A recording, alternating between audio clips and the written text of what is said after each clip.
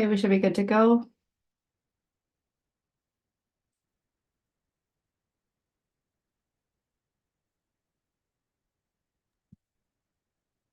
Mayor Sydney? Yep, we're good to go. Oh. All right, I want to welcome everybody to our Tuesday, January 9th council meeting. Due to being on Zoom due to the weather, when we decided to go virtual for this meeting, but because it's virtual and with using technology, we're going to have to miss Canada for this one, so I do apologize for that. Can I please have the calling of the roll?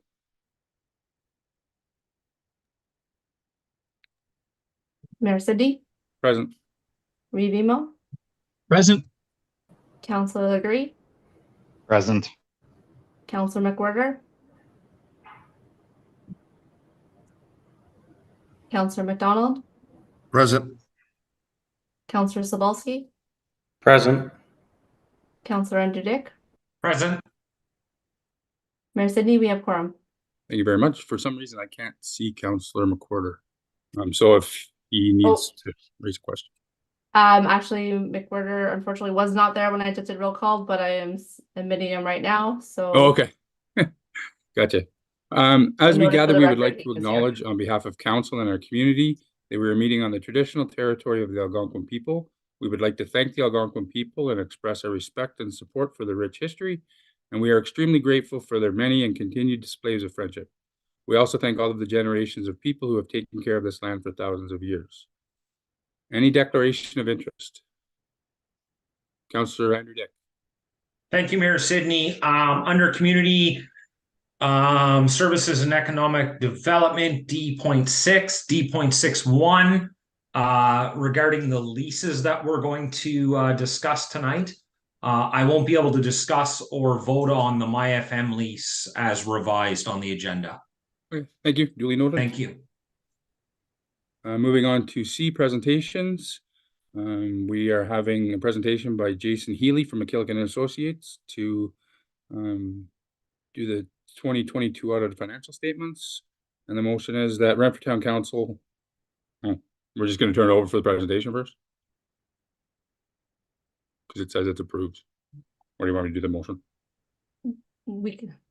We can have it presented. It says as presented. Approve as presented. Yeah, So okay. we can read the motion and then we carry it at the end after his presentation. All right. The Renfrew Town Council approved the 2022 audited financial statement as presented. Mover, please. Revimo, seconded by Councillor McWhirter. I will turn it over to Jason. Welcome, Jason. Thank you for coming. Thank you very much. I want to thank Council for the opportunity to present the draft consolidated financial statements. Just want to remind everybody these statements will remain in draft format until such times they are approved by Council. Start the presentation on the second page of the financial statements. There's no page number there, but it's entitled The Management's Responsibility for the Consolidated Financial Statements.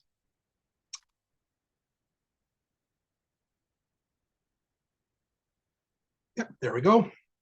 And just want to point out that the financial statements are the responsibility of town's management and are prepared in accordance with Canadian public sector accounting standards.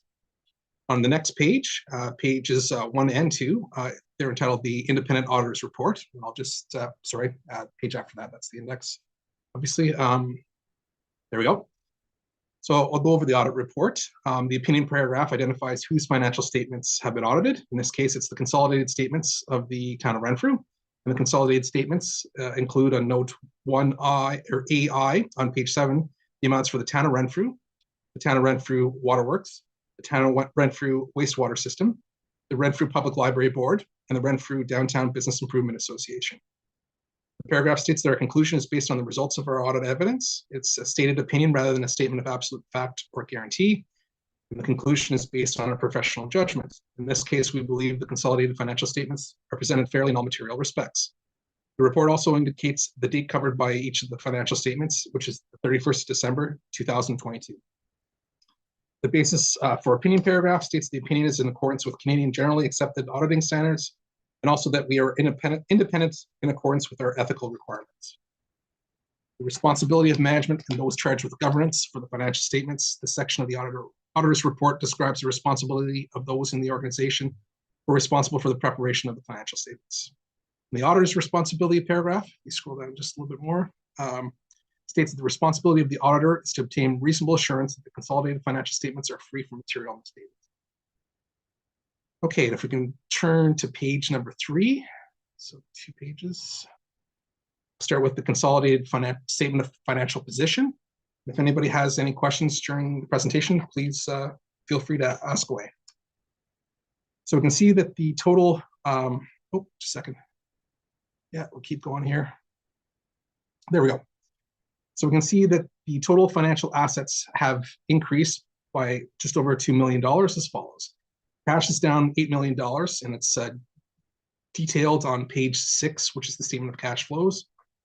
Taxes receivable have increased about $429,000 due to a large supplemental billing in December, which is not due until January 2023. And AR is up about $10 million and due mainly to receivables from Government of Canada and the Ontario government for some capital grants due to the Mattaway expansion. The investment in government business enterprises has increased $360,000 due to income for Renfrew power generation and for Renfrew hydro during the year. Overall, the financial liabilities have increased $18 million as follows. Accounts payable is up $4.4 million due to an increase in general payables, again, due to capital projects and some small decreases in other payables. Deferred revenue, obligatory reserve fund has increased $679,000 for prior year due to the current year gas tax allocation not being spent during the year. And there's also an increase in lot development funds during the year, plus the interest earned on the deferred revenue. Other deferred revenue is up $13 million, again, due to capital grants from the province and from the federal government, along with an OCF grant of about $1 million. We have the decrease in long-term debt of about $820,000 is due to the scheduled repayments of the long-term debt during the year. This leaves the town with net financial liabilities of $8 million, which is a decrease of 15 over last year. And on the non-financial asset side, the tangible capital assets have increased $15 million due to the additions during the year of $20 million exceeding the amortization on pages 19 and 20. This results in an overall accumulated surplus of just over $114 million. Also note that the reserves have increased $500,000. No, the reserves have increased from prior year as well. Is there any questions on the statement of consolidated statement of financial position?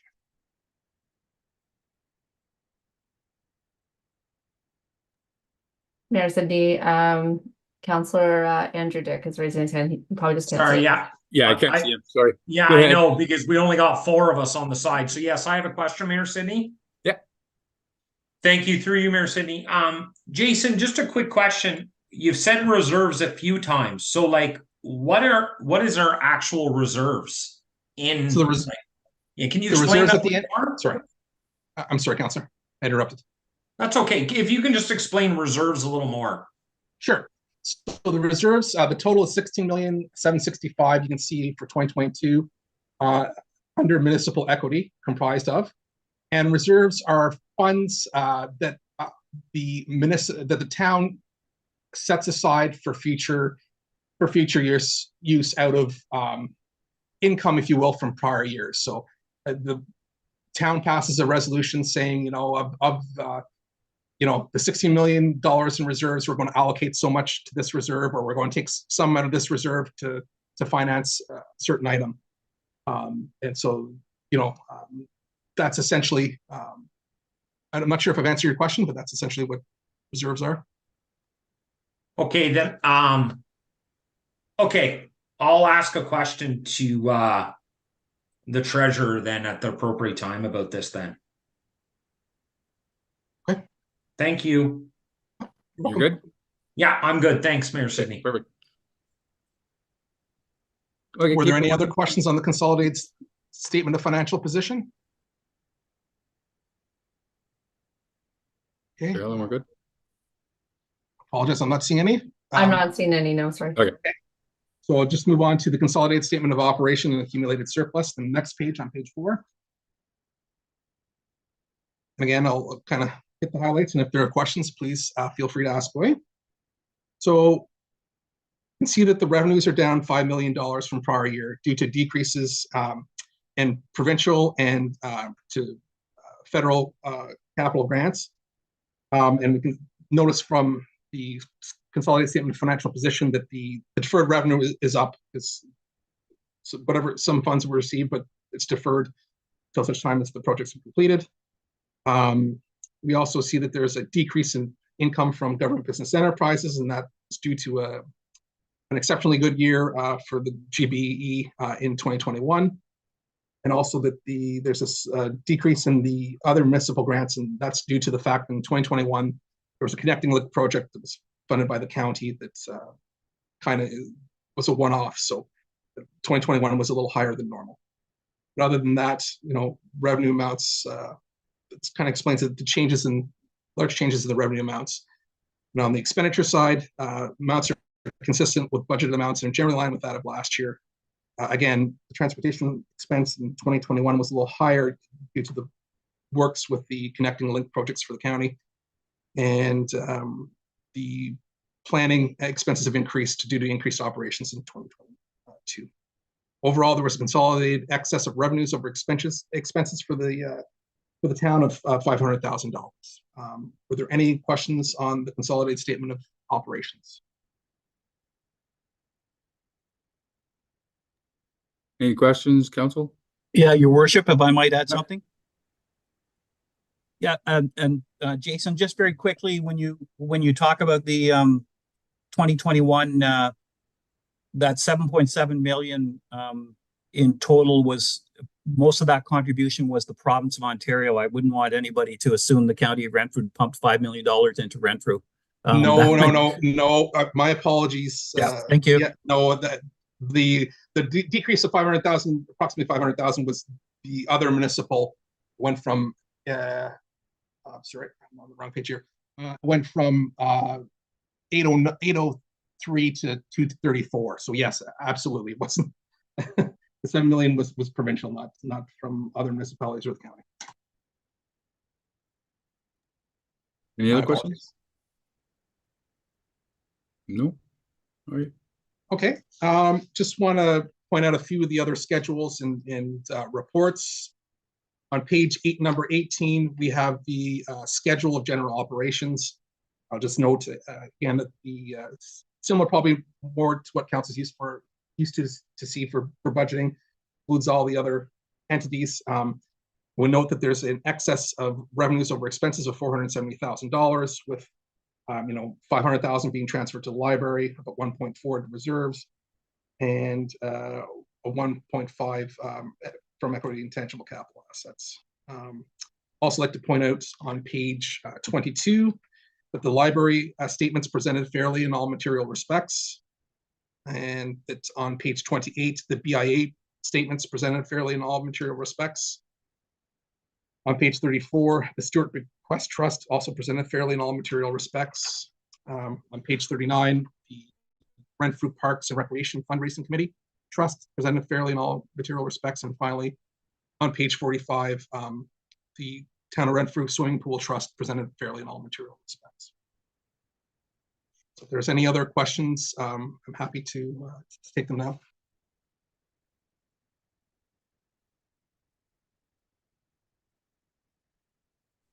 No other questions that I can see at this time. Yeah, I think Councilor McDonald, did you have a question? Oh, okay. Sorry. Yeah, thank you. Through you, Mayor. And Jason, if you want to go back to page 24. Sure. And it's towards the bottom of the page, and it's under the net book value. And there's a difference between 2022, where it's 3.3 million, and I think it's 2021, where it's 19.6. And that's under net book value. With recreation and culture, what would be the, it's almost a $16 million difference. Do you have any idea what that would be about? Okay, I'm sorry, Councillor. Did you say page 24?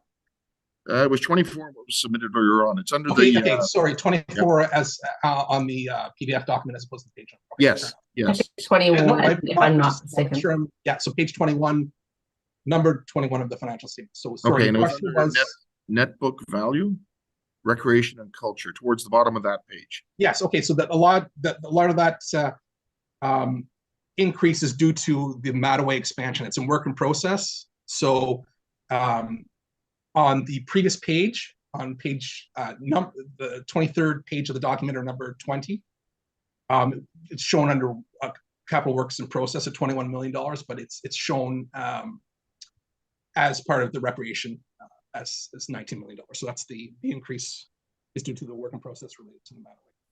The bulk of that. Okay. Thank you. No problem. Anybody else? Nope.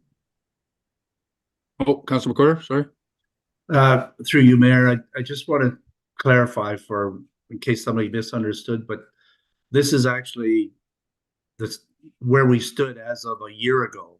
This isn't anything, if somebody's out there watching thinking this is where we are today, this is definitely not where we are today. This is just finishing a summary for as of 2022, which is actually just the tail end of that. This council came into being. So these numbers are actually to do with the previous council up until the end of 2022. We really just getting started. So this isn't anything to do with where we are today, though. These figures wouldn't match up today if we did a server, like a check right now against 2023. Am I correct? Correct. Yeah, and great point. Thank you. I should highlight that as well. Yes, it's for December 31st, 2022. Thank you. Thanks. Thank you. Anybody else? Nope. Carry on. Okay, well, that's all I had for the presentation. Just wanted to, if there's any other questions or whatever, they can be afterwards forward to me, and just want to thank council for the opportunity to present the statements. Thank you very much. Any other questions from council before Jason goes? No. All right. Sorry. Any other questions from council? All right. All in favor of the motion? All right. That's unanimous. Thank you, council. Thank you, Jason. Appreciate it. Thank you very much. Appreciate it. Moving on to announcements and community events.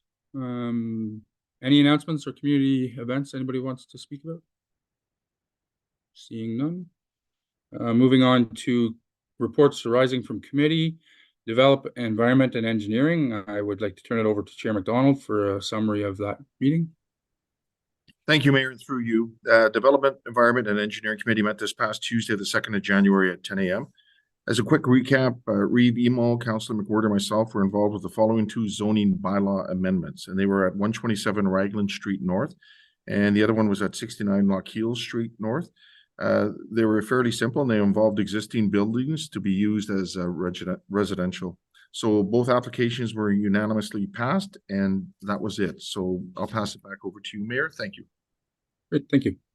Moving on to D.2.1. The Renfrew Town Council approve application number D-14-150, a zoning bylaw amendment for lands known municipally as 127 Raglan Street North, having a roll number of 47-480-000-080-05100.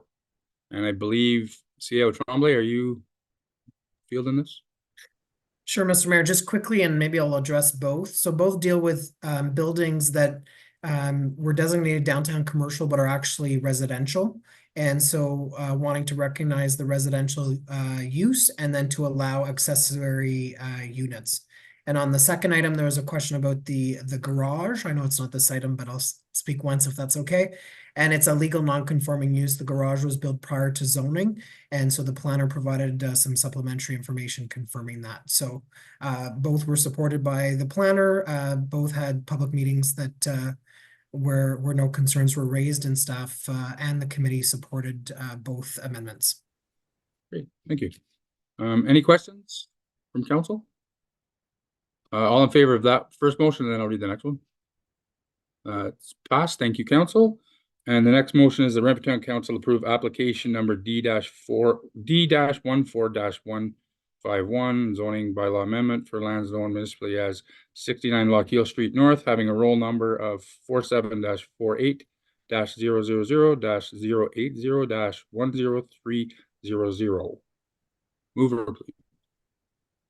Councillor McDonald, seconded by Councillor McWhorter, any questions again? All in favor? That's carried. Moving on to corporate and finance and HR. I would like to turn it over to Chair Emo for a brief summary.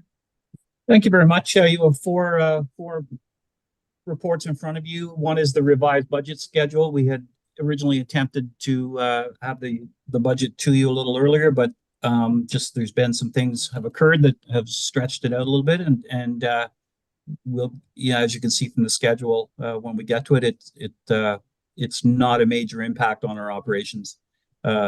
Primarily, we'll still be able to get once the budget's approved, the capital side, then start getting tenders out and getting quotes out back on time for projects. So we're pleased to inform you of that.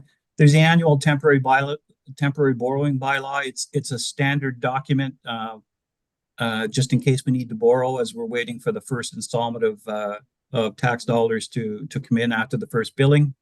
The interim tax levy, which again is a temporary measure until the budget is passed, and then also the school board portion and the county portion, they become known to us around the end of May. So then an actual tax levy bylaw will be, or sorry, a more current tax levy bylaw will be passed in probably May or June. And then of course is the provincial one-time PIL payment. That's been an ongoing issue across Renfrew County. It's about a $2 million hit a year. Ourselves, Deep River, I believe, Arnprior, and at least one more municipality, probably Petawawa. The federal government is not paying the agreed upon amounts, or the most of us feel are necessary for them to receive the services from the municipality. They are not forced to pay property tax. However, it's been a long-standing practice to pay a fee that's approximate to the property tax assessment, and they're not doing that at this point. And so you'll see that in the report. Thank you, Your Worship. Great, thank you very much. I just have to go back because the first one we didn't move or second, or so I'm going to read it again. That Renfrew Town Council approve application number D-14-150 zoning bylaw amendment for lands known municipally as 127 Raglan Street North, having a roll number of 47-48-000-080-05100. Mover, please. Councillor McDonald, seconded by Councillor Andrew Dick. All in favor? Carried. Thank you, Council. Sorry about that little mix-up.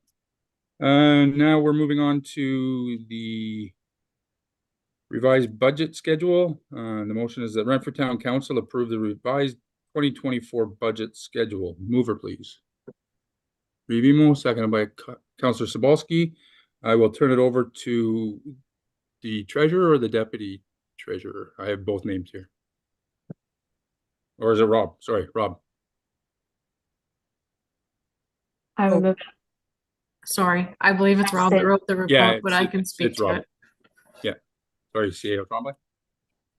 If the treasurer wishes to speak to it, I simply put, we would table on January 13th. There is a transition occurring at the treasurer position, and I just want to, while I have the floor, Mr. Mayor, recognize the wonderful work of Erin Broom for the town of Renfrew. She's been a very dedicated employee. And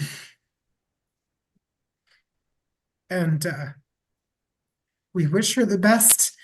I'm sorry, I'm surprised, but so maybe Erin, you'll speak to this report. I just want to say that Erin's moving on to the Pembroke Hospital, where she's going to be a valuable member of that team. Erin started as a finance clerk, a deputy treasurer, and a treasurer, and has been a steady hand on the finance wheel during difficult times. And I just want to recognize the wonderful work that she's done and the leader she's been as part of the senior management team. We'll table the budget on January 30th. And with that, I want to thank Charlene Jackson, who's agreed to serve as acting treasurer. See there, I'm back on the rails now, so we're good. And thank you to Charlene, who answered the call when the phone rang to help us out. Charlene is a very experienced, has been treasurer and deputy CAO in Laurentian Valley for more than a decade, and deputy treasurer here at the town of Renfrew a few years back, and also at the town of Arnprior, and started her career in Whitewater Region. And Charlene's gonna take the budget and bring it to council on January 30th with all of Aaron's work, assist us with some year end. So you'll see the next financial statements during her tenure, and she'll be with us till the end of April. So thanks to both. And then once the budget is tabled at the end of January, we'll have consideration at each of the standing committees that match up to the departments. And we'll still, as the Reeve mentioned earlier, we'll still approve the budget by the end of February, including the public meeting, and we'll be out on capital projects for the proper tendering and procurement processes as needed in the spring. So if any questions, maybe the treasurer can take them. Thank you. You beat me to it. I wanted to say something as well. Yeah, happy to see you're moving on and upward. Really, really not happy you're leaving. You've been an absolute asset, Aaron. Any questions we have, you answer, you get it to us right away. You're a phenomenal person. We will miss you, but we wish you all the best. Any other questions? Councilor McDonald? Thank you. And through you, Mayor, I'll direct it towards the CEO, and he might want to redirect me towards maybe finance. But just as we go into the operational side of the budget, what I'd like to know, if we can have it sort of some rough idea with regard to the impact of the Mattaway debenture and all that, because I think we have to have that in the back of our minds as we're processing the current operational budget. So I know there was some talk between Councilor Degree and I think finance at one time with some sort of idea as to the impact of it. But if we can have, again, it's a rough idea of the impact of it as we move forward with the operational side. So that's just my request as you come forward with the new timelines. Thank you. Certainly, and to confirm through you, Mr. Chair, that I spoke to the treasurer and the soon-to-be acting treasurer today, even on that, in terms of they've already reviewed the operating draft budget and the impact that would have in terms of the debt financing associated with it. So we will have for you a sense of what the total debenture amount will be, an upper number, and what we forecast to be the debt payments for this year and next year, and when that will hit the books. So you will see that on January 30th, and you'll have that detailed conversation at standing committee as well.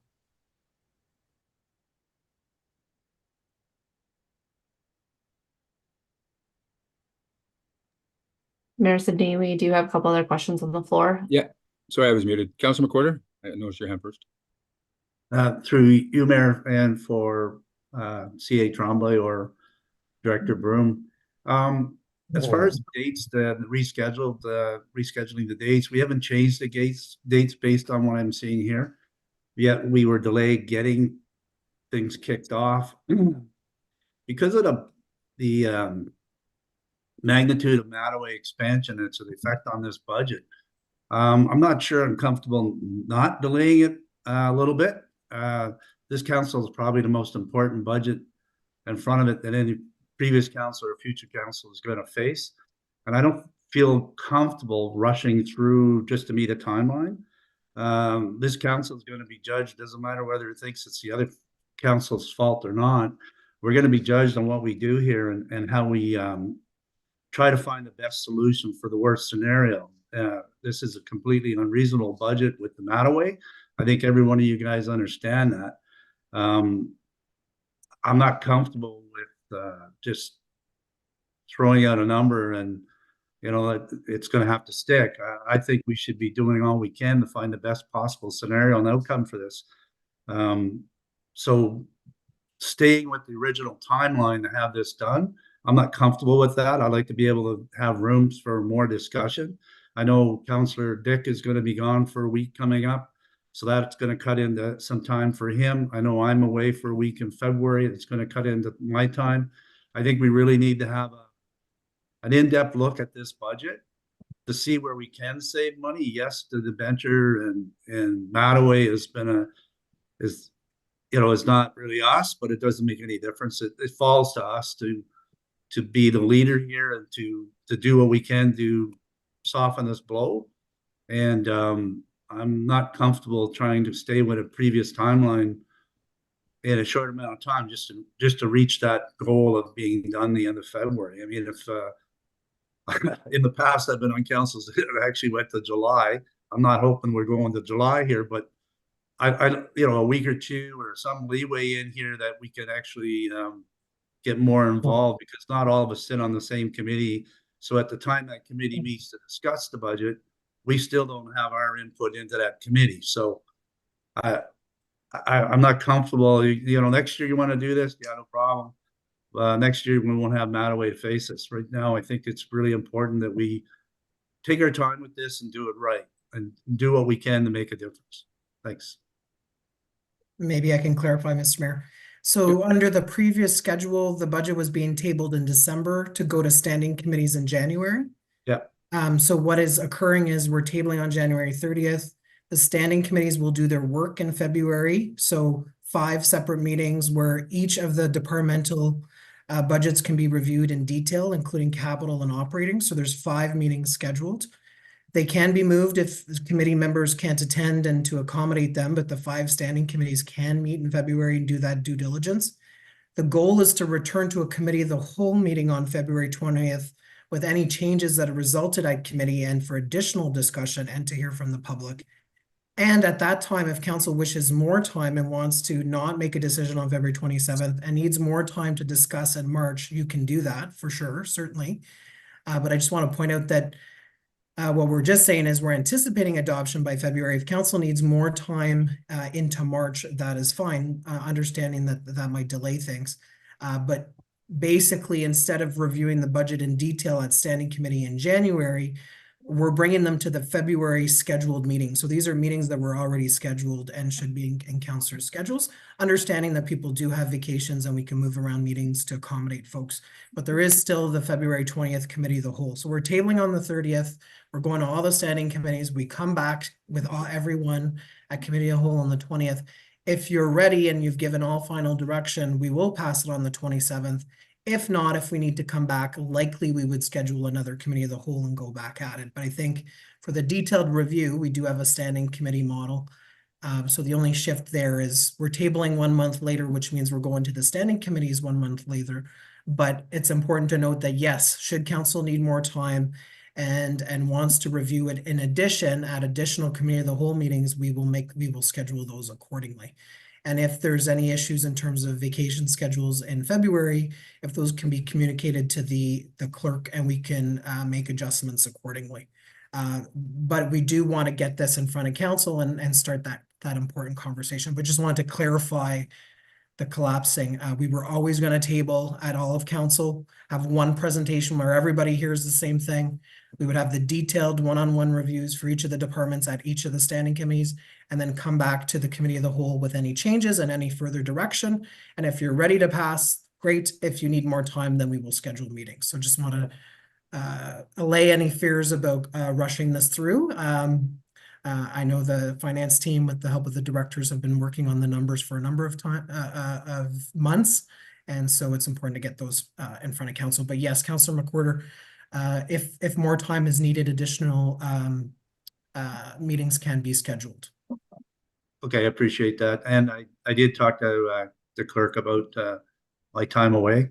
So I just want to be clear. That's all. I just don't want to feel like we need to rush this. And it's just such a unreasonable budget to have to deal with because of Mattaway. So I just want to make sure we do all we can. Thank you. Any other questions? Councillor Anderdick? Thank you, through you, Mayor. So just I have the floor and we're talking budget. So I think it's important for the staff to hear my views on what's coming down. Obviously with Mattaway and the fact that we've promised, well, we may not have promised, but we did promise. We promised we were going to pave some roads and we were going to fix some roads. We said that in our campaign over a year ago. We said it all last year. We did a lot of roads this year. So with Mattaway and roads, I just want the staff to be aware that they're going to have to figure out how to cut some fat off their budget. I'm going to use what I used last year, and I got in trouble for it, but I'm going to say it again. Don't be asking for toys, because you're not getting toys this year. We're getting roads, we're fixing Mattaway, and we got to operate the town and pay the salaries, and operational budget's okay, but toys are not okay. I have never talked to any other counselor about this, so I have no idea what their feelings are. I'm just letting the staff know where my feelings are on this. And other than that, I just wanted to take the floor and say that. Also, just to let you guys know, on Tuesday, February 27th, final adoption, I will be away on holidays. So I don't know if we want to extend it a week, or I just throw that out there, Carolyn, so you know that I'm away February 27th. Okay, thank you, Mayor Sidney. Thank you. Anybody else? Oh, Councilor Degree. Sorry about that. I had a question and a comment, but Councilor McDonald kind of took my question already, and the CEO answered it. So thank you. Before we move on, I just want to thank Treasurer Broom. She's been a big part of me learning municipal finance over the last year. So hopefully I can hold back. I'm not like the CAO, but this is pretty hard for me to see you move. You've been a great part of my learnings, like I said, and you're a great asset to the town. So you'll be missed by all of us, and I wish you well, Aaron, and your future endeavors. So thank you. Thank you. Anybody else? Treasurer Broom. Oh, Remo, do you want to go first? Yes, thank you very much, Your Worship. Just two comments. One, and I guess, to echo what Councillor Andrew Dick suggested, but also to add a piece to it that, we as members of council shouldn't die on a hill of a special project that we think is important to a segment of the population that we think we represent. We're going to be representing the whole community. And so there'll be, frankly, there'll be no special projects that's tied to any one person's name coming out of council as well. And I think, I think that was kind of the message, Councillor Dick was trying to get across at the same time as informing staff that, we shouldn't be looking for toys, but at the same time, members of council shouldn't be looking for personal glory products or projects as well. So I think, Andrew, thank you, or Councillor Dick, thank you for bringing that forward. And then also the other piece is to Councillor Broom. Thank you very much. As we transition from the old model to the new model, I know you and I had a lot of conversations about what that was going to look like, and a lot of very private conversations. And I certainly appreciate your confidence, in being able to talk about things and also go to. There was a lot of delicate personnel issues, and we didn't have an HR committee at that point, and so in a sense, it had to be a council task. And as we transition models, there was a lot of conversations about benefit packages and revised job descriptions and rates that went with the revised. And so I really appreciate your patience as I stumbled through those things and asked you for a variety of spreadsheets to try and find a balance, and then also just to to have you as a conduit to the rest of the staff that you could let other people know that things were going to be okay. It just was going to take time. And so I certainly appreciated your efforts to help inform staff as best they could. And I think it was a matter of trust, because it's not easy for staff to trust politicians running change. And so, the fact that they trusted your judgment after I was able to convince you that we had a plan and we're going to get to the end of it. So I certainly appreciate your efforts there as well as in finance. So, and I think, as I said to you when you told me about this, you're very young in your career, and so that's it. Working for Pembroke Regional Hospital is a great opportunity for you in their finance department, and I think it's part of the seasoning of you, and I'm certainly sure we'll see you back in the municipal sector again at some point. And so I'm glad to see you go for the sake of you, but not for the sake of the corporation. But congratulations and thank you. Thank you. Treasurer Broom, did you want to say something? I'd like to, but I'm not certain I can get through it. I'd like to express my heartfelt appreciation for the opportunities and the support that I've been given, as well as the friendships that I've made during my last 8 years with the town. The decision to step down as a treasurer was not an easy one, as my time with the town has been filled with meaningful connections throughout the community and within the organization. However, I am looking forward to pursuing my new endeavor and creating new friendships and connections along the way. I do look forward to staying connected with the team and witnessing all the wonderful things to come for the town of Renfrew. Thank you once again for the privilege of serving alongside each and every one of you. I'm sorry. No need to apologize at all. Not at all. You are a true leader, and now as you leave, it'd be nice to call you my friend, and I wish you all the best. And you are a great person, and we will definitely miss you for sure. Anybody else? Hearing none. All in favor of the revised budget schedule? Seeing all hands, that is carried. Thank you, council. Moving on to D.3.2, that Renfrew Town Council authorized the borrowing of money from time to time to meet current operating and capital expenditures for the year of 2024. Mover, please. Review most seconded by Councillor McWhirter. I'm turning it over to Deputy Treasurer. Thank you, Mayor. So this is an annual report and bylaw that goes to council. It is to ensure that the town has cash flow in the event that bills start to get tight in the spring. What occurs is you have Q4 for the county and school board levy that is due in December, and then in the spring you also have Q1 of this county and school board levy before we've even collected our interim taxes. So sometimes there can be a pinch.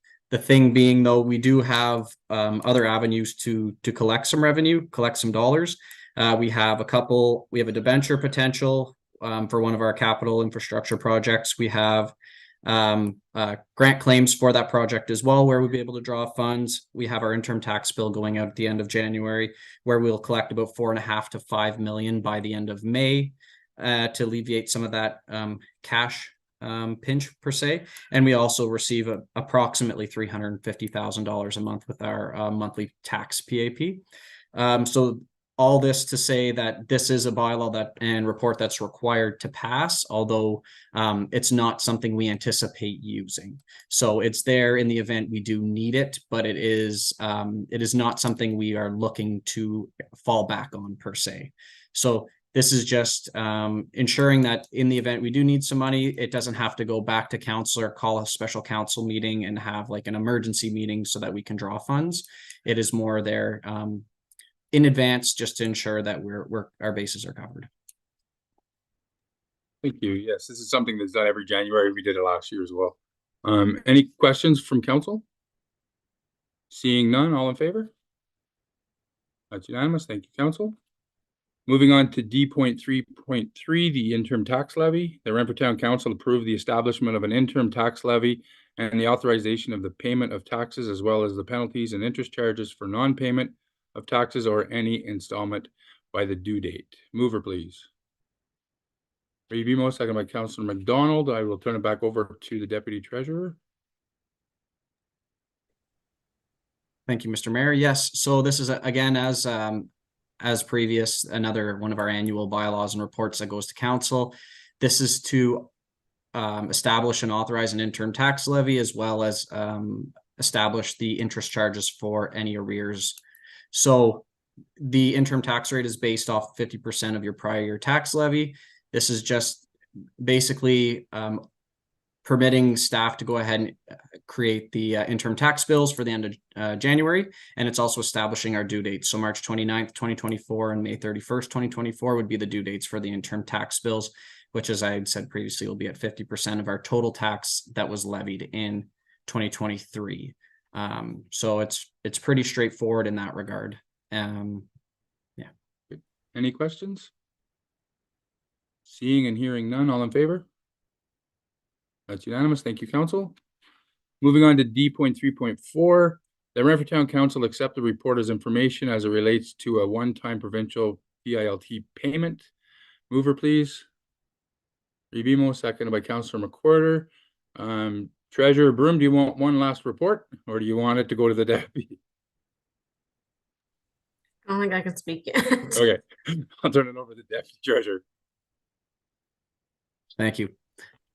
So as Revimo had mentioned earlier, he was discussing in introducing the section of the agenda, he was discussing the PILTs and the federal government not paying the full portion of the education portion of our tax bill.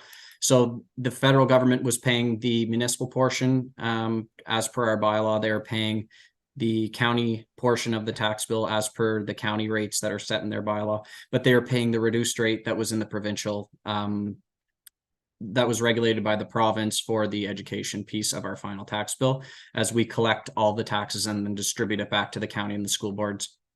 So over the 3 years of 2021 to 2023, the town was incurring arrears of 154,635, approximately 50,000 a year for one property that we have in the town that is a federal property.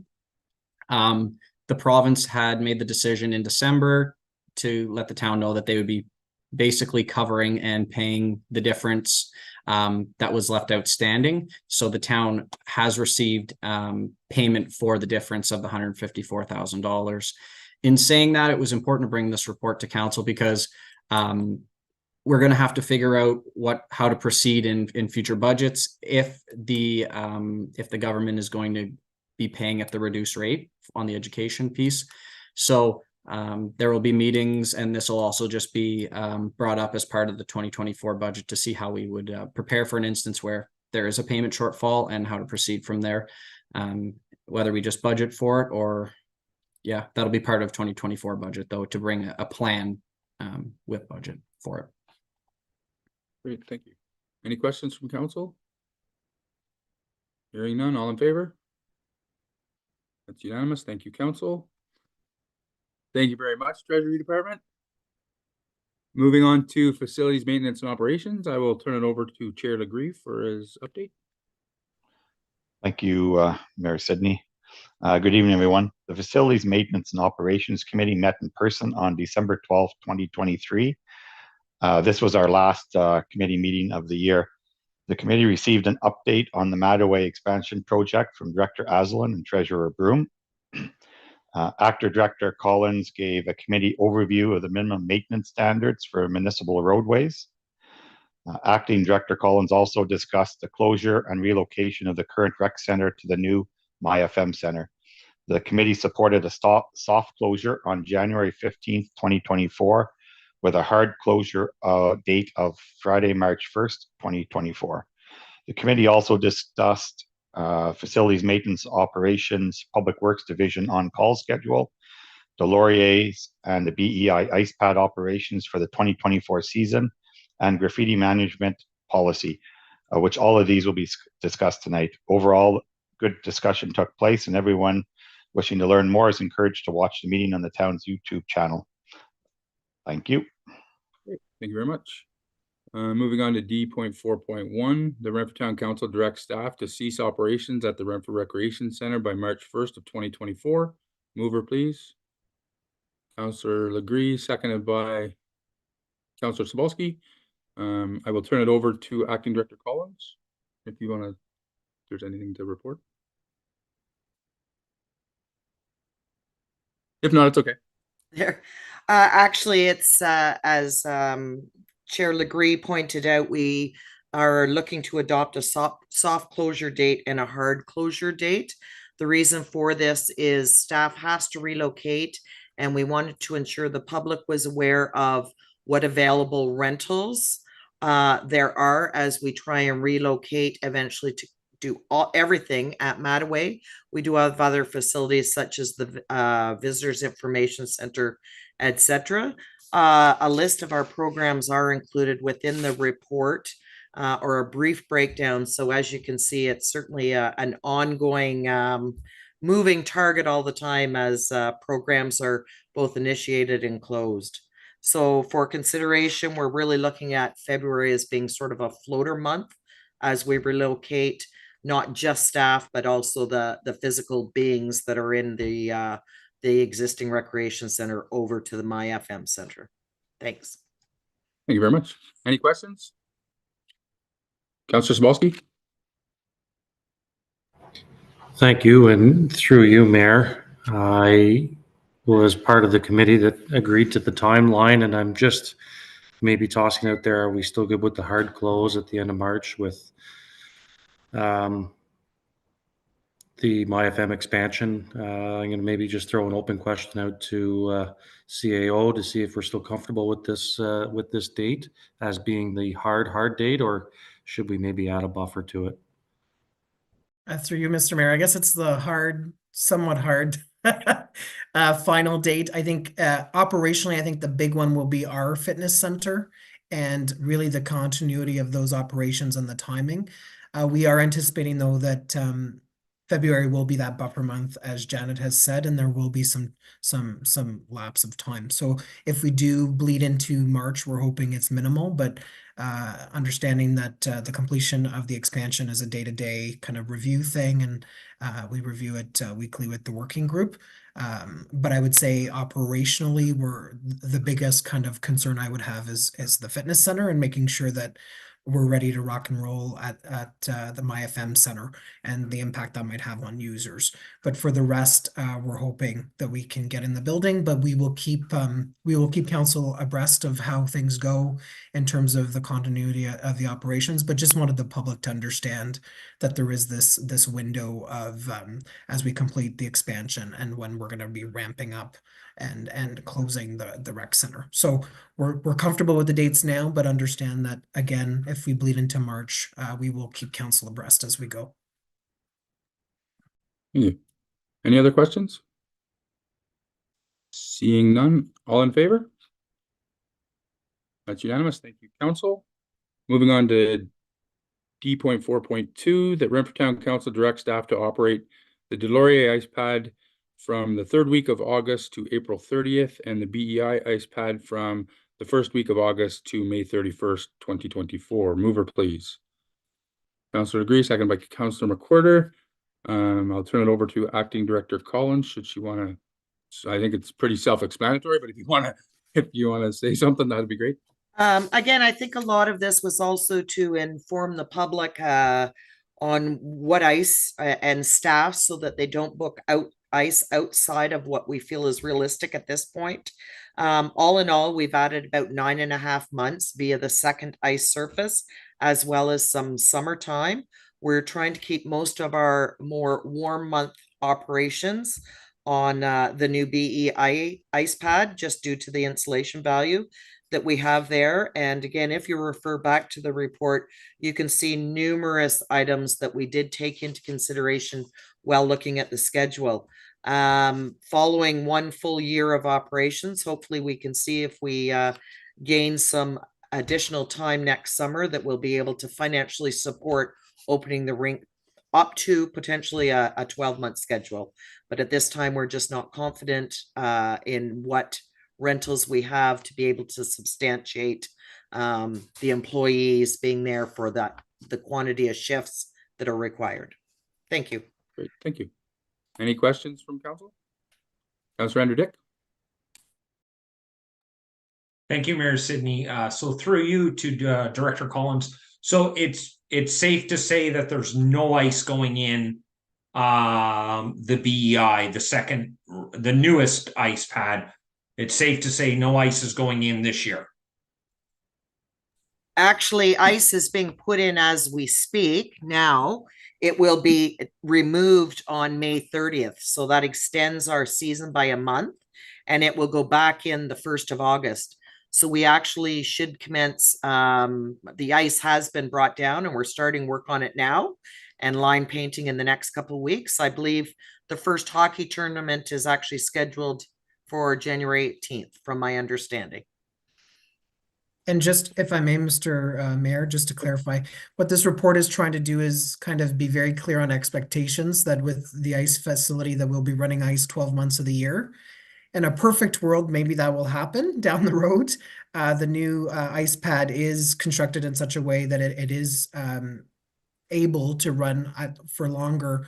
But what this report is trying to do is be very clear in terms of community expectation about essentially winter ice and startup for the 2024, kind of the tail end of this season, the 2023-2024 season, but to be very clear, because there are some users thinking that we will be booking ice 12 months of the year. And what we're saying is we have to get in there, understand demand, and be very clear in terms of expectations and in terms of how we operate and deploy staff as the acting director has noted. So just want to add that clarification. Great, thank you. Okay. Councilor Dick? Thank you, Mayor Sidney. So through you. So March, April. So I'm just a little confused here because I thought from my understanding, I'm not sure why we're putting why the ice went in. I didn't even know it was going in. And I thought, from my understanding, from what we all discussed, was we were not going to open this place until it was ready to be open. So you caught me off guard by telling me there's ice going in. I thought there was going to be more discussion. I guess council didn't have a say in that. That's frustrating. I'm baffled. I just honestly don't I'm just frustrated. I'm upset that this is going on, and I'm just going to leave it at that because I don't think this is the right decision. But anyways, I'm going to leave it at that. I think that's probably best for me. Thank you. Maybe I can clarify, Mr. Mayor. Yeah. I think there was always an understanding that the second ice pad and the facility would open. Although that date has moved, there was never direction to not open it. And we're anticipating occupancy in January. And we do believe that getting revenue is important. Should council, and I mean, we have those discussions at the working group in terms of the ongoing nature of the construction and when it will be ready. But should council wish to not open, we would need that direction sooner rather than later so we can inform a variety of user groups. So my understanding, and maybe Chair Legree can speak to this, but the intent was always to open the ice pad during this ice season. We were hopeful it was going to be later in the fall, and switch gears to early in 2024. So nothing has changed from that perspective. It was to open. There was never an indication of the facility would not be open and that ice would only be put in August for the 2024-2025 season. So I think we're going on that assumption that we were to open. We are keeping an eye on the details of the construction project. There are constant updates to the working group and reports such as this. But I just want to clarify that the direction had always been that it would open at some point this ice season. But I don't know if Chair Legree wanted to add. Chair Legree, do you want? Yeah, sorry, through you, Mayor. Just to kind of, I guess it always has been like the CEO said, we've always had it in mind to open the ice pad. We wanted to have the second ice pad. We wanted to have it open sooner. What will probably happen is we're talking in the working group that we'll probably just give access to a smaller area like the ice pad and change rooms and washrooms, and the rest of it will be shut down until it's fully, finished and done. But I think the big piece is we'd want to put ice in it this year to see with the new pad just how it looks when we pull the ice out of it. So give it a few months of actual with ice and usage on it, because as everybody knows, we had some issues with the pad and we did some fixes to it. So I think it's a good idea to kind of do a test, like basically a test run, and see what the pad looks like once we pull the ice out in a few months down the road. So I don't know. Thank you. Any other questions? Councillor Dick? I'll just put it on record. I don't think it's a good idea. I think what we're doing is we're setting ourselves up for failure because people are going to go out there and see it, and it's not done. And they're gonna look at this and say, we're this much over budget and it's not done and it looks like crap. And so anyways, it's done. There's nothing we can do about it now. I honestly didn't think we'd be opening, like, we're not putting tenants in there until February 1st, which is a month away. And we're having a hockey tournament in there, and we're bringing in outside entities, outside visitors to come into this unfinished building. And anyways, I don't think it's a good idea. However, that's my own opinion. CEO Tremblay talked about revenue, but really, are we making that much more money? It's the first time the ice is going in. It's only going in for a short time. Then we got to take it out, so there's manpower there. It is what it is, guys. I just want it on record that I'm not impressed. I'm specifically not impressed that I just found out 2 minutes ago. That really upsets me. Anyways, and since I'm on this rant, who painted the lines? Like, who's painting the lines? What company is painting the lines in the new ice pad? So through Thank you, you. Thank you, Mayor Sidney. through you, Mr. Mayor. So the staff followed the procurement policy and got informal quotes, got 3 quotes and awarded to the low bidder. No vendor has been disqualified under the vendor disqualification policy for bad performance, and accordingly, the contract was awarded to the previous provider of the service, and keeping with the procurement policy. So as we've seen through the financial review and the Mattaway third-party review, it's important for all of us to follow the procedures associated with that. This was brought to the attention of the working group, the 3 quotes involved, and also in terms of the added cost for the third quote, which would have been double the cost. What staff are undertaking in terms of line painting is ensuring that we have the in-house capacity to be able to do that ourselves without relying on a third party to do so as soon as possible in terms of equipment, trained staff, and supplies to be able to do so. However, we're not in a position to do that. So we sought 3 quotes. We ensured value for money. No vendor has been formally disqualified due to poor performance. And accordingly, we have to follow the guidelines of the procurement policy unless council lifts delegated authority. So we've done our due diligence on that and have done what we must do under our existing procurement policy. And to be clear, it's a cost of about $3,000. So under the $5,000 threshold that would require 3 formal quotes, but we did get 3 formal quotes and reviewed the policy to ensure compliance, which is important for all of us to do. Thank you. Councillor Sobalski, did you put your hand up at one point? I did. Maybe irrelevant at this point. The place is moving at 1,000,000 miles a minute right now with the expectations of occupancy, and just to help give Councillor Andrew Dick a little bit of clarity in the word occupancy, that's a clarification checklist that is required by a lot of standardized checklists that we need to, have before we open the facility. Doesn't mean that it's going to be open, but to have the ice on it, to prove that we can make the ice on it, and to section off a section to have access to see tournaments of 16 teams come in as compared to no tournaments. The benefit to the town, to the rink is there. Although everyone that's in the working group with me also knows that the discussion of not opening the ice was there. We can't stop the ball from rolling down the hill right now, unfortunately, and the building will be sectioned off solely just so that access to the rink will be had in the dressing rooms. And I'm not even a fan of opening the washrooms yet. So that doesn't make you feel any better, I know, but it is kind of the process that we've been on. Thank you. Any other questions or comments? Vivimo? Thank you. Just to assure Councillor Andrew Dick, there was a lot of conversation around ice painting on our own capacity and options. And then also about, as Councillor Sobalski has noted, about the building itself, the state of it, and the state of readiness.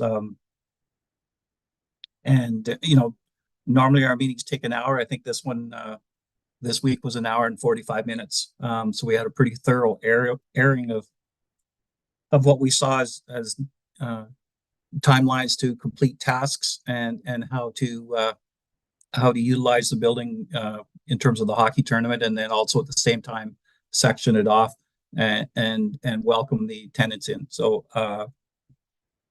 I can assure you that we'll have those same conversations again next Monday when we meet. It's been a pretty ongoing dialogue about the building and about the various states of completion. We've all brought issues, as has staff, and the contractor has on occasion as well. So, you know, as Councillor Stabalski said, the ball is rolling pretty steadily down the hill, and we're trying to get stuff out from in front of it and make sure they're completed on time and to a good quality. So, you know, we'll try and keep you informed and ask questions at any time. You know, the CAO or any one of the three of us that sit there, we have notes that come out of those meetings, our own personal notes, and then secondly, we've got the notes from the committee itself, and we have those fairly promptly, and we'll try and answer the questions, and if not, we'll get back to you with an answer. So, you know, don't feel this is a closed process, because I think we're sharing the information as fast as we can, and you know, I apologize, you know, that you got missed and feel that you've been left out. So we'll try to do better. You muted yourself. Of course I did. So just between the three of us, we'll try to make sure we keep you informed. Thank you. Any other questions? Comments? All in favor of this motion? Any opposed? Seeing no opposed, that motion is carried. Thank you, Council. Moving on to D.4.3, that Renfrew Town Council endorse in principle the changes to the existing lobby space at the MyFM Center to accommodate office space for Service Renfrew and the Wolves organization, and to provide additional storage for the NHL Museum and the Lending Hub. Mover, please. Councillor Legree, seconded by Rivimo. I will turn it over to Acting Director Collins. This one is actually Director Thompson, Mr. Mayor. Oh, is it? Sorry, it was written here. I got cheat sheet. Sorry about that. Director Thompson, go ahead. All right, thank you, Mayor. So I'm just gonna pull it up here. So this is just to sort of accommodate, it'll solve a few problems at the same time. It will provide an alternative office space for the junior A team. It will allow the Service Renfrew to be put into the space currently occupied by Mr. Leonard of the Wolves, and allow us to implement that new service model at the MyFM Center. And it will also provide extra space for the museum, the NHL Museum, that is sorely lacking in storage. So it's more just to look at the options that are available and see if we're able to make these changes in order to accommodate everyone. Great, thank you. Any questions? Seeing none, all in favor? That's carried. Thank you, Council. Moving on to D.4.4, that Renfrew Town Council received the on-call operations report for information purposes as it relates to Public Works Division. Mover, please. Councilor McWhirter, seconded by Councilor McDonald. Acting Director Collins, did you want to just touch on this? Pretty much. To be very honest, I do apologize. I came home in the storm and don't have a copy of it in front of me, and my connections aren't quite as good to get into some of the town documents. So, maybe I'll just put it in for question. Okay. Yeah, and is there any questions on this? Well, what I can just do just to assist the director. So basically, under the QP 121 collective agreement, an employee who is required for standby shall be paid $320 a week. and is provided with a communication device. So Janet, in reviewing the operations, made sure that those staff that are on call would have, we've kind of clarified what is expected of them as part of that, and that includes weather monitoring and responding to any issues that arise, and communicating with the supervisor if additional resources are required. So we're just following up. So just as we transition and bring these two departments together and take a deep look at some of the recommendations of the winter summer maintenance review, we're trying to deploy resources in the most effective way possible. So because we do use public works staff in the union for on-call, we're just kind of looking at that process and providing clear direction on what is expected of them. So thanks to Director Collins for that work. Great, thank you. Any questions? Hearing none. All in favor? That's unanimous. Thank you, Council. Moving on to D.4.5. The Renfrew Town Council directs staff to proceed with the actions necessary to finalize the parcel fabric for a future municipal operations center, including the realignment of the boundary of One Innovation Drive and the alignment of the bisecting road connection to Whitten Road, and further that staff return with a finalized parceling strategy to the Development, Environment, and Engineering Committee, including appropriate draft reference plans. Mover, please. Councillor Degree, seconded by Councillor McDonald. I have Director Withers written beside this, so I don't know who wants to take that. I'll take it, Mr. Mayor.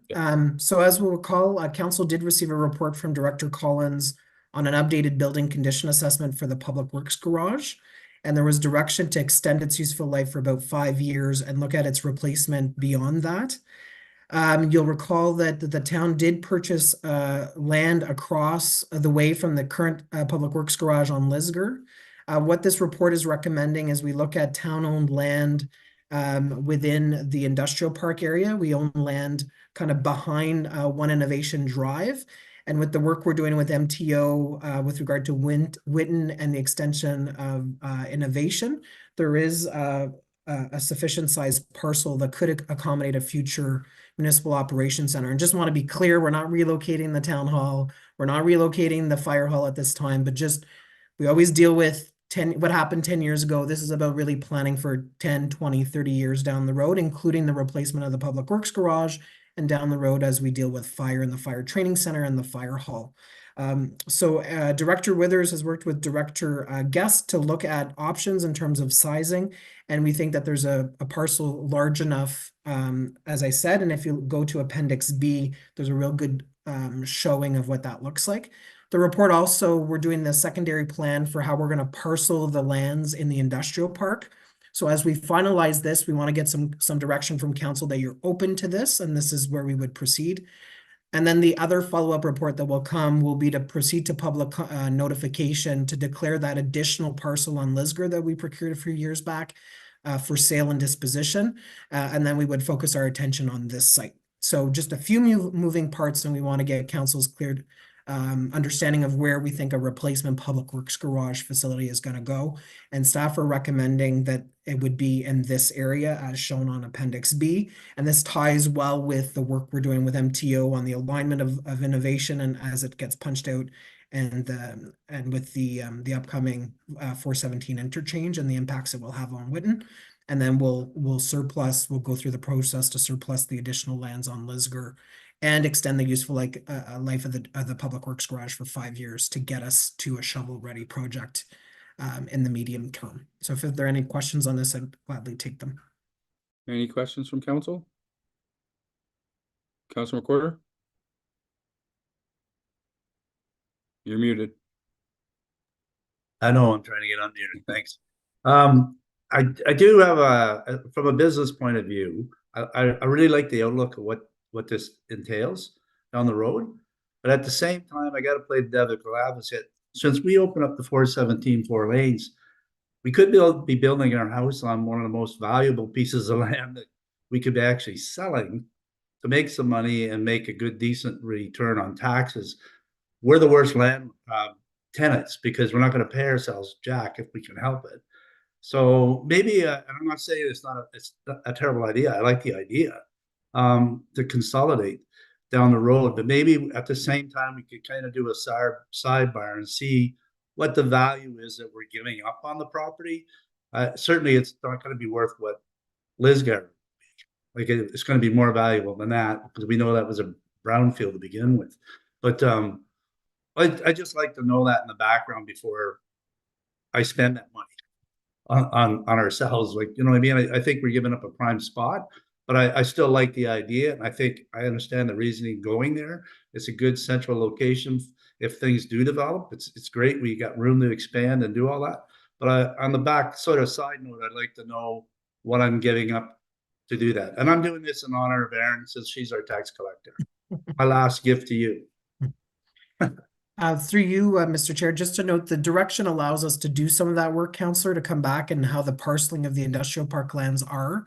I should know we're a significant landowner in this location, but in the entire industrial park. So there's lots of land for potential large buildings, and we know warehousing and manufacturing sector is really evolving, and the twinning of the highway will bring opportunities. So there's still lots of land in the industrial park specifically.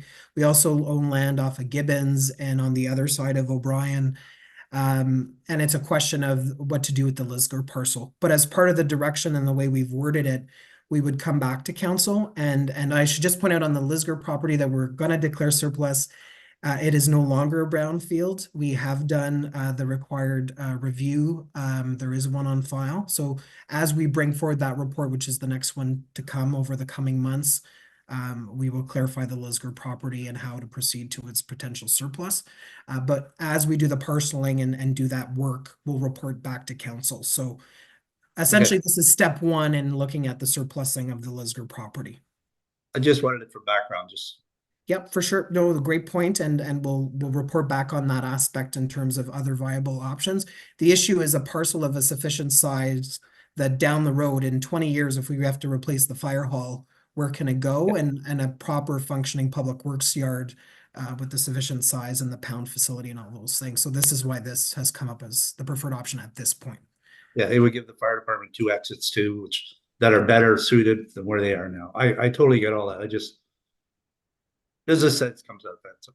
Certainly, and we'll report back on that. Great. Okay, thank you. Thanks. Any other questions? Councillor Andrew Dick. Thank you, Mayor Sidney, through you. So I'm going to echo what Councillor McWhirter said. That is exactly what I was thinking. We're putting this is like we have no idea what's coming in 5 or 10 years, and I just don't want to see us jump into something that we're gonna regret many years down the road. I think it's a great idea. We know a new garage needs to come sooner than later, so we're looking at 5 years. The fire master plan, I have no idea if that's complete yet or not. What are they recommending where our fire hall goes? Are they telling us that we need to build a new one? I think there's a lot of unanswered questions. I just don't want to see us waste. I wouldn't say waste. I just wouldn't want to see us spend money on more surveys and more studies and all that stuff, especially with the year that's coming up. So I don't think it's a good idea at this point. So I'll just leave it at that. And the concept's good because we do need a new garage and a new fire hall soon, like I said. But other than that, that's all I got, Mayor Sidney. Thank you. Thank you. Councillor Sobolski. Thank you, and through you, Mayor, just let me pull up the, make sure I have the right appendix number, but Appendix B, when I look at this, and I'll echo what Councillor McWhirter and Councillor Dick said, that, the land value is huge, but we know that we need to do something with the MTO. We know that there's going to be a new conjunction from Whitten Road into One Innovation, and to follow the originally provided design and turn that piece of property into a pie is not logical. The new proposed road is preferable, whether it's for us that takes advantage of the property or someone else. So within this report, whether we're looking at ourselves or, as to Councillor McWhirter's point, a sale of the property, we should be looking at it so it's properly sectioned, so that whomever may look at it, it's a functional piece of land. So I believe that we should at least carry forward so that we can work with the MTO to get that connecting link done correctly and the property severed squarely so that we could be appealing to ourselves or multiple industries down the road. That's it. Thank you. Any other questions? Any follow-up? All in favor?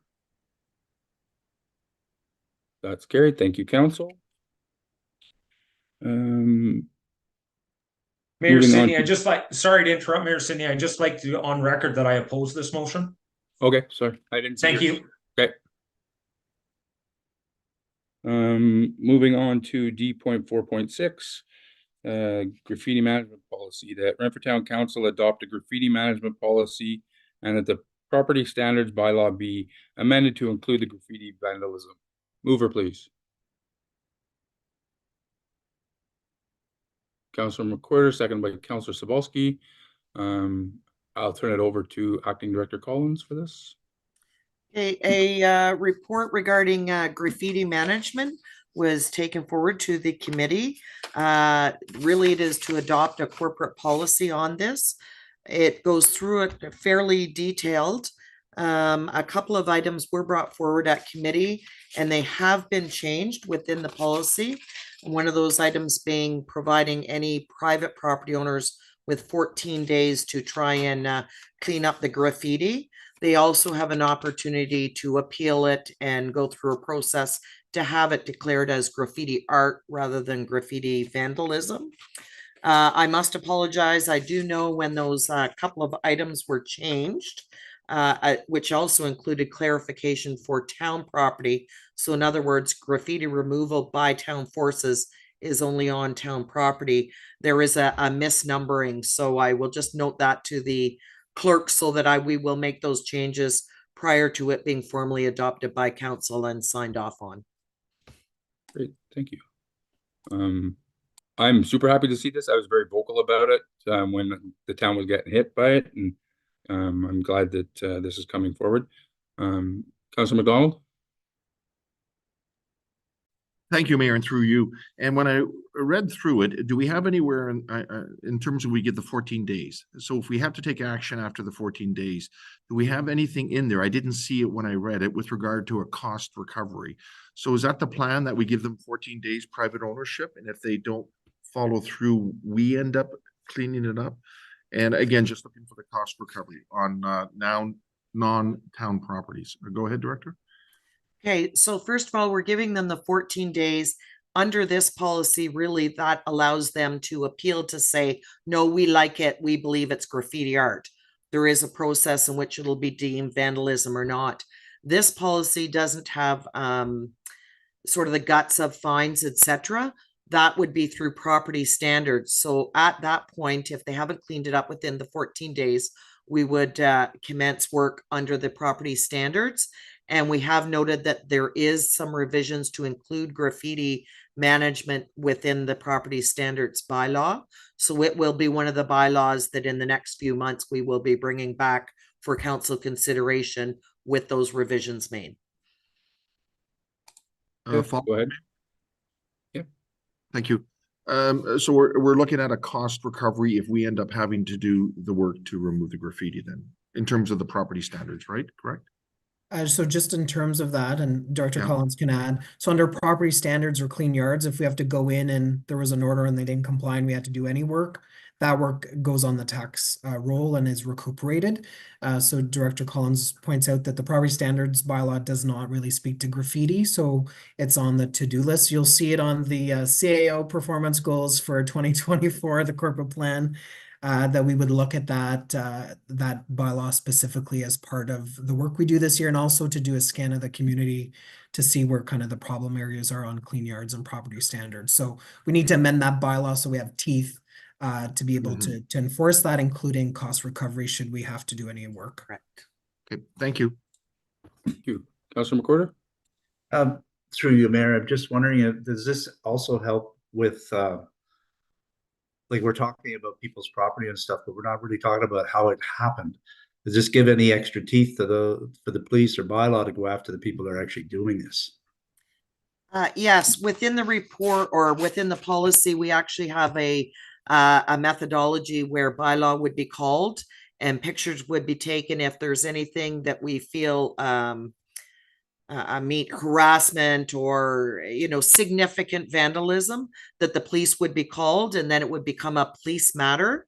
Really, that would be determined at the time of the occurrence, and to what occurrence. If it's just a bad word written on a bench, is it easily cleaned? Is it worth taking it forward? Would depend on what the bad word was and the tone of the time. Okay, thank you. Any other questions? Seeing none, all in favor? Unanimous. Thank you, council. Shifting now to Fire, Emergency, and Protective Services. I turn it over to Chair McWhorter for a brief overview of that committee meeting.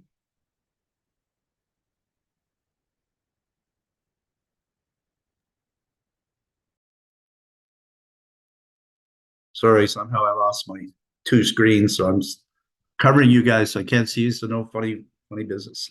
Normally, I would just turn this over to my fire chief, who I guess is out doing something else, can't make it in. Oh, he's here, Counselor, if you need him. Oh, he is? Yeah. Oh, I didn't realize he had signed in, but it's a simple, we didn't have a big meeting. It was Tuesday, December 12th. We met at 10 a.m. The meeting was actually quite short. One of the main things we did talk about was this. This is to do with volunteer firefighters usually are paid December, one fee at the end of the year sort of thing, just before Christmas. This actually takes it and spreads it out over quarterly. And then there was discussion about job description and the policy. I think it's pretty straightforward. As I said, it was a short meeting. There wasn't a lot of comment on this. So if there's any questions, I'd be happy to take it, or the chief could if he's on there somewhere. Chief's up next. So I'll go to the next motion then. Thank you, Councilor McWhorter. The Renfrew Town Council approved the volunteer firefighter compensation policy and further accept the volunteer firefighter job description as information. Mover, please. Councilor McWhorter, second by Councilor Sobalski. I will turn it over to Chief Guest. Thank you, Mr. Mayor. So I'll just be brief. This is pretty clear cut. So basically, the town has recently undergone an organizational review, and within that review, certain policies and procedures were examined across several departments, including ours. It has been determined that our volunteer firefighter compensation practices did require some updating. So staff have prepared a draft policy and a draft job description for our volunteers. We're also recommending that volunteer firefighter positions be placed on the non-union salary grid. That is at the group 4, and to also be paid quarterly. The policy also indicates that the compensation will be in accordance with the Income Tax Act. In addition, the policy also speaks to town employees given the opportunity to serve as volunteer firefighters for the town of Renfrew. The job description is to ensure that the role meets the needs of our organization.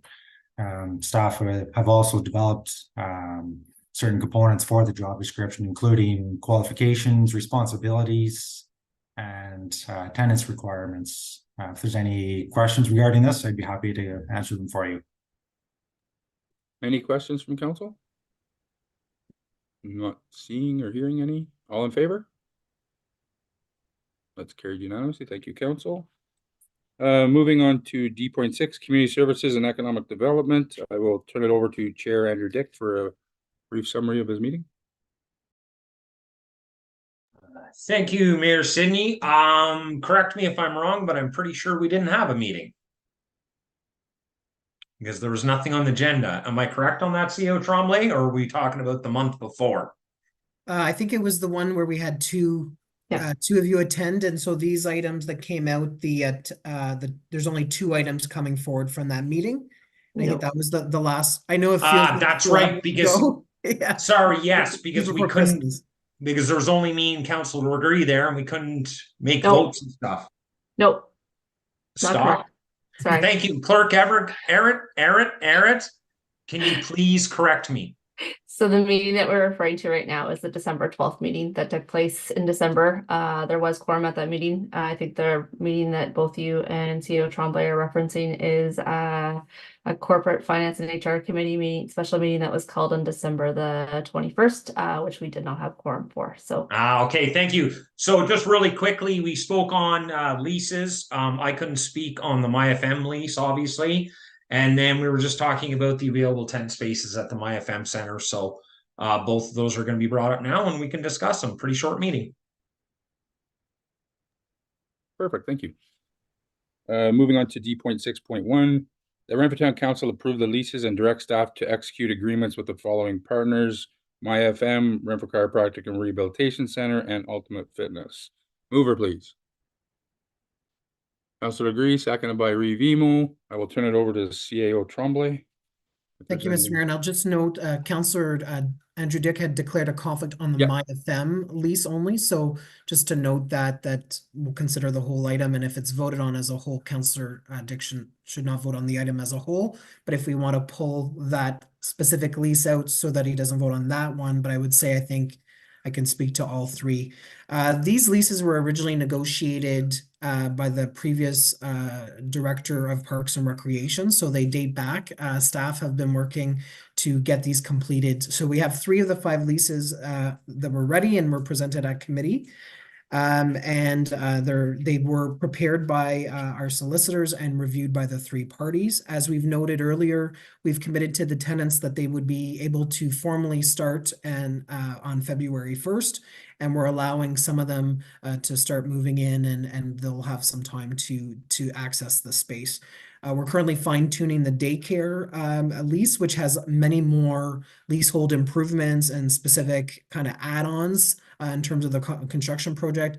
And we're hopeful that will come to the Community Services and Economic Development Committee later next week, and if not, directly to Council on the 30th. And then we will be negotiating with the Algonquin Bonashir to bring that lease forward. We do have a little bit more time because they're not going to be occupying the space readily. But again, I just want to point out that the negotiations with the tenants occurred previously, and what staff are doing now is just fine-tuning the documents with legal counsel to make sure that they're adopted by council. I'll just point out that these 3 tenants will result in estimated revenue of $142,000 annually in terms of the 3 and in terms of the square footage.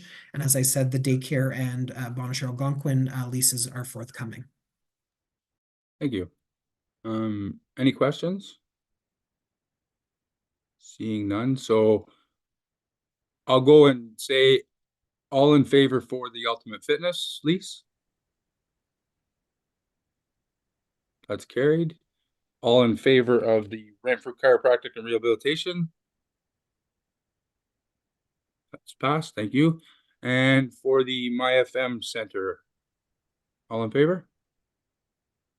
That is passed, and I do want to note that Councillor Andrew Dick did not vote on that. Thank you, Council. Moving on to D.6.2, that Renfrew Town Council directs staff to publish expression of interest package for when available tenant space and 1 pro shop space at the MyFM Center. Mover, please. Councillor McDonald, second by Councillor Legree. I will turn it over to CAO. Thank you, Mr. Mayor, and thanks to Victoria Charbonneau for her work and under the guidance of Director Thompson. So we basically have 2 additional spaces that we're ready to go and market to try to get additional revenue. One is a pro shop, which would really replace the skate sharpening. So that earlier report about repurposing that space for the NHA NHL Museum allows us to do that. So one is the pro shop. It's not a very large space, but we want to see who's interested in the space, what they're willing to pay. There will be a minimum amount that we're looking for, and the variety of what would be available and their hours of operation. So ensure that we can get somebody into that space. Additionally, there's another space that was referred to sometimes in the past as a kind of a boardroom space. It's basically a space between 2 tenants that I think originally was thought at maybe if those tenants needed to expand after the 10-year term that they would be doing there. We think it's a good space that we should go out and see if anyone is interested in it. It's between Ultimate Fitness and MyFM.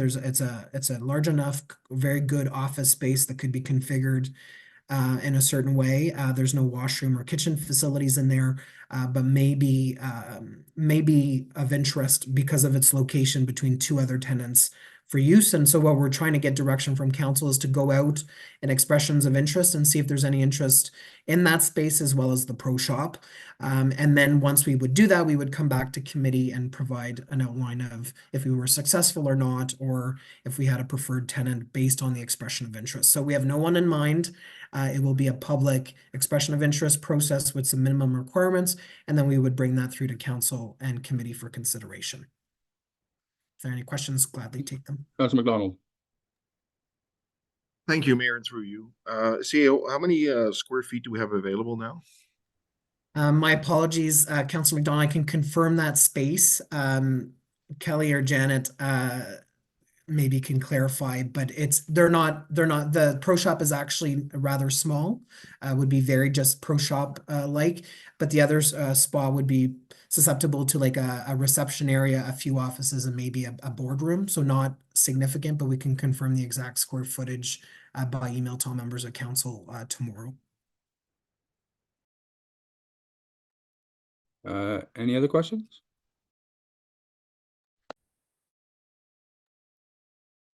Seeing none, all in favor? That's unanimous. Thank you, council. Moving on to E, external boards or county reports. E1, the Renfrew County Council Summary, November 29th, 2023. I will turn it over to Reeve Emo.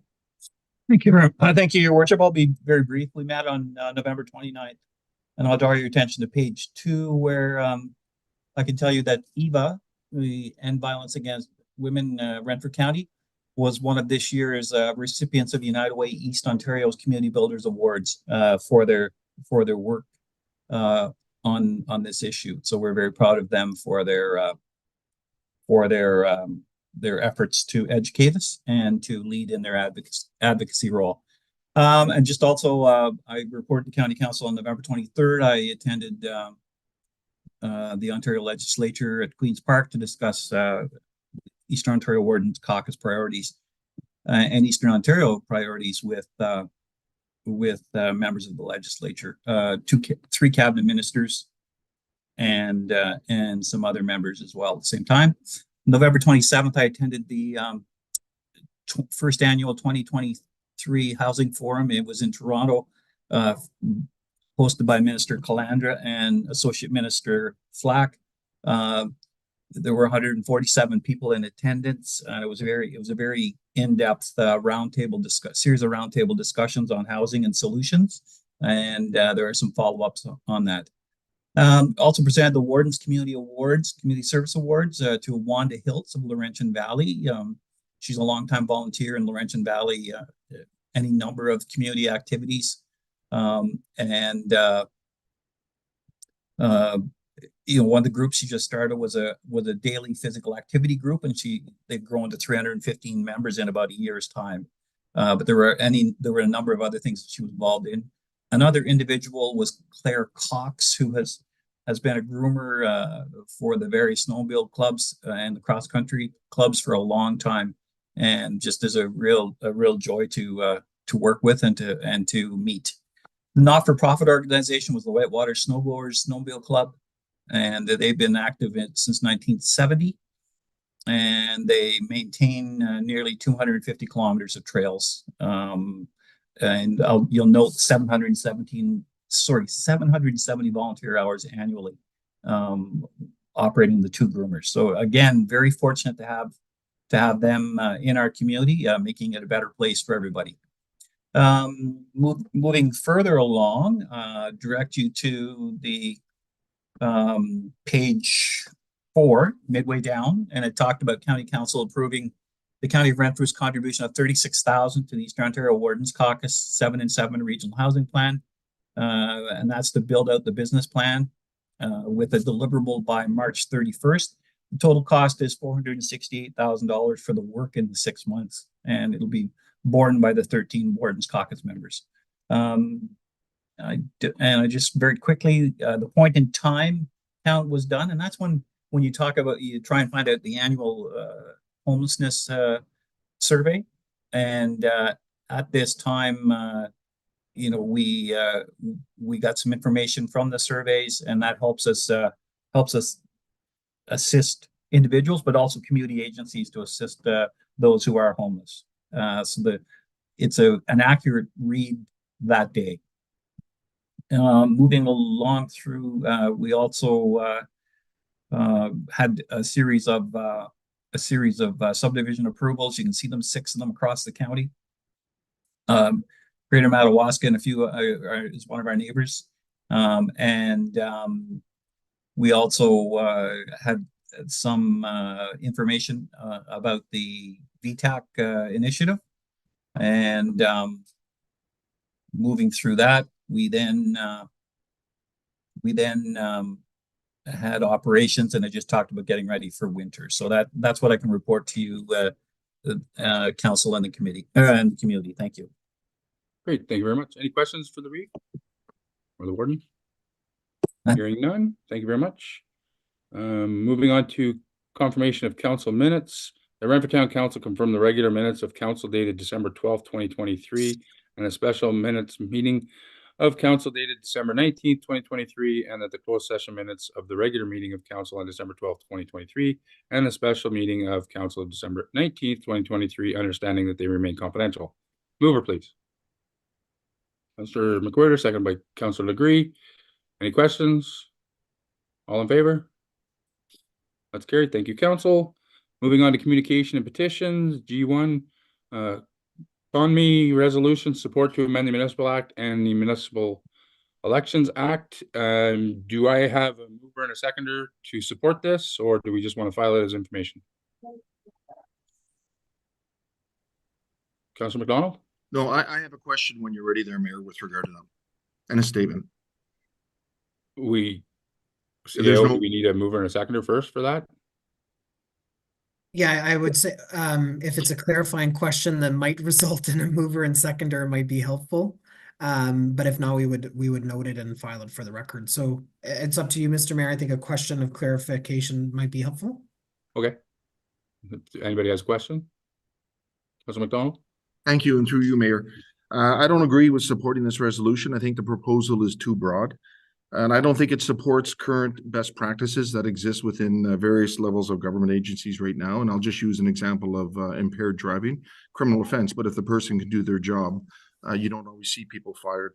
And I have concerns about the ideal that once you've paid your debt to society, whether you've had a conviction, pled guilty, or whatever, and you've completed your sentence and your conviction, that was supposed to be the ideal. So I think it's too broad.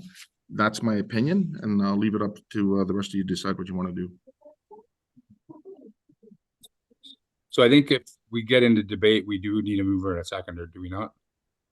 Yeah, and if there's no motion to support it, it's these come and they come to council, and sometimes you move a motion to support and sometimes you don't. So in this case, if there's no mover to support it, I would say we just note it and file it.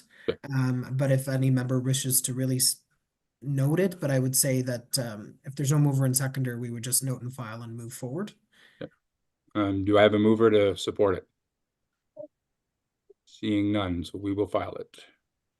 Thank you, council.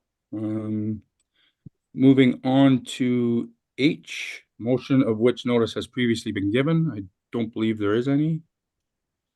Motions requiring suspension of rules of procedure. I don't think there is any. Any notice of motion? Councilor McDonald. Thank you, Mayor, and through you, this is notice of motion is directed towards the CAO Tremblay. On Tuesday, the 19th of December, 2023, at the last council meeting, we received the interim findings of the Mattaway third-party review. Given the information council learned, I believe we now have the responsibility to be accountable to our community. This is a very serious and high-profile situation, and I truly believe the town of Renfrew taxpayers need to be aware of where we stand as a council with regard to the Mattaway project.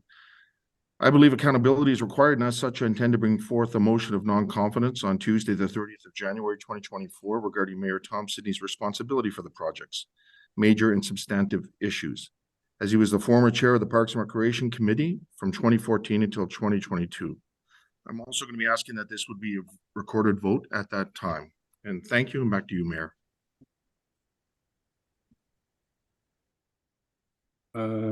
Thank you very much. I'll turn it over to the CAO. Oh, Mr. Mayor, you also have a hand from the Reeve. Reeve Emo. Yes, thank you. And I just want to clarify for council and then also for our viewing audience that our procedural bylaw, when there's a notice of motion, it's placed on the table with the understanding it'll be debated at a later time. So there's no opportunity to debate it at this point. So just in case there's some misunderstanding in the public that we're not prepared or not willing to debate it, that's not the issue. It'll be down the road when it's appropriate. And so I just wanted to clarify. Thank you, Your Worship, for the time. Thank you. Since it was directed to the CAO, I'll turn it over to the CAO if you have any comments. Oh, just to note that the next regular scheduled council meeting, and we usually have a 2-week cycle, but because of the Rural Ontario Municipal Conference, the next regular meeting is January 30th. So that's when the council will work with the clerk to provide the motion, and then that will be on the agenda for January 30th. So just to be clear in terms of next steps. Thank you. Any other notices of motion?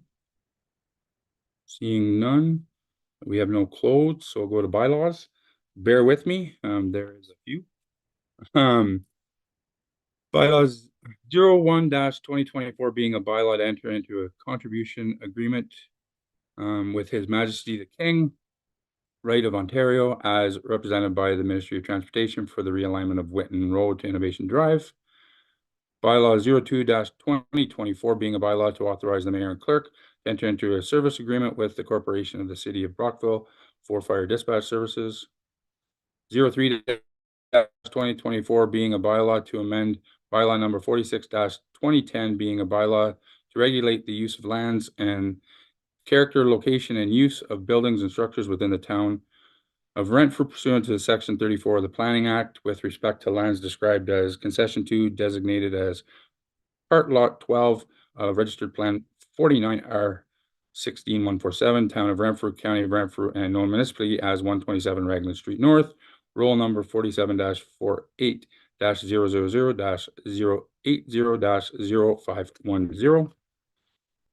04-2024 being a bylaw to amend bylaw number 46-2010 being a bylaw to regulate the use of lands and the character, location, and use of buildings and structures within the town of Renfrew pursuant to Section 34 of the Planning Act with respect to lands described as Plan 11, Part Lot 32 and 33, Town of Renfrew, County of Renfrew, and known municipally as 69 Lockhill Street North, roll number 47-48-000-080-10300.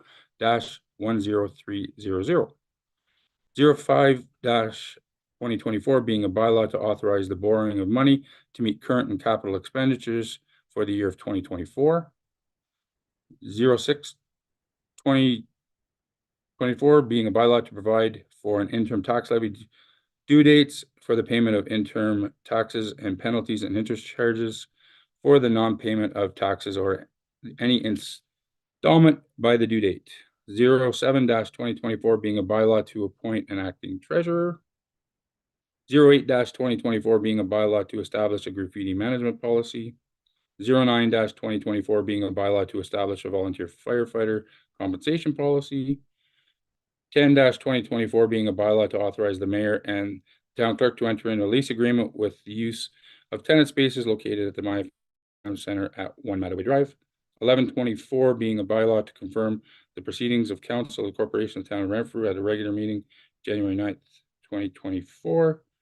Recommended actions: that bylaw listed on the agenda for January 9th, 2024 be taken as read and passed. And that's them. So moving on to. No, I just need a mover and a seconder, please. Revimo, seconded by Councilor Degree. All in favor? Carried. Thank you, Council. Upcoming meetings of council and standing committees, regular council meeting January 30th, 2024 at 6 p.m. Fire, Emergency, and Protective Services Standing Committee January 16th, 2024 at 10 a.m.